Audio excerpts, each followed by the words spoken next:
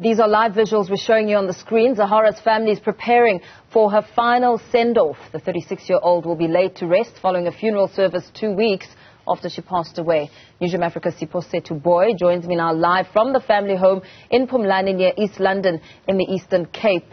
Siphosethu, we understand that Zahara's remains are being brought to the family home.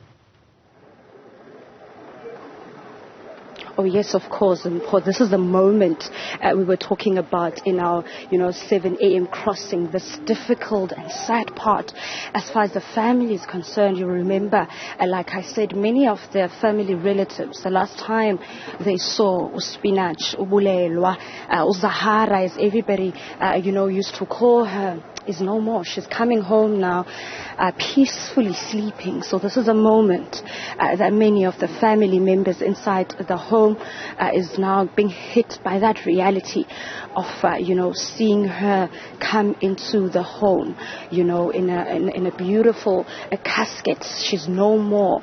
And the music she used to, sing, music that comforts people.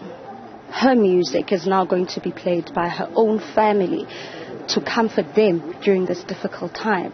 As you can see there, the people of Booi funerals, they're the ones that have been conducting the funeral service from the memorial service in Joburg, from what I understand, and also the memorial service yesterday. And we see many of the reverends here, as well as the family uncle who we have been, speaking to. He has been updating us with regards to how far, the funeral parlor is with bringing Zahara's remains to this family home. Many echoed, very precious moments yesterday, speaking about how she was such a selfless person. Many of these young people, young artists as well, who say she has been quite supportive to them as well, giving them opportunities that no one in her position could give to them, since they're still making their way, into the music industry. And of course, speaking to the MEC as well for Sports, Recreation, Arts and Culture,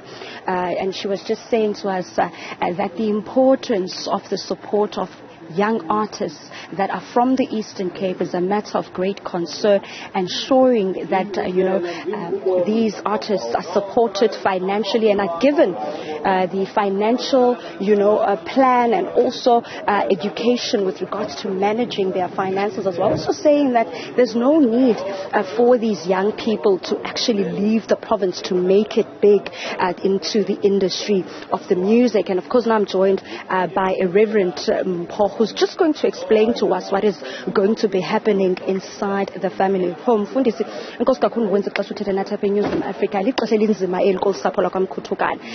Bamkela intombi yabo ngoku ebimki iphuma ngamanqina, kodwa namhlanje ingena ilele. Ndicela usichazele ke mfundisi wami.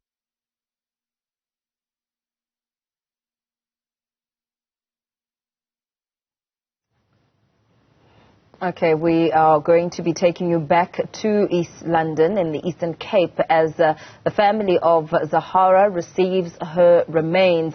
What you saw there on the screen as Siphosethu Booi was trying to speak to the traditional leader, or perhaps a pastor who will be conducting the service, about the process that's to follow with the body being received by the family. We heard some of the gentlemen taking out the casket, chanting something there as they welcome the body to the family home before it reaches its final destination, as Zahara will be laid to rest. We will, of course, continue to bring you more of what comes from the family home.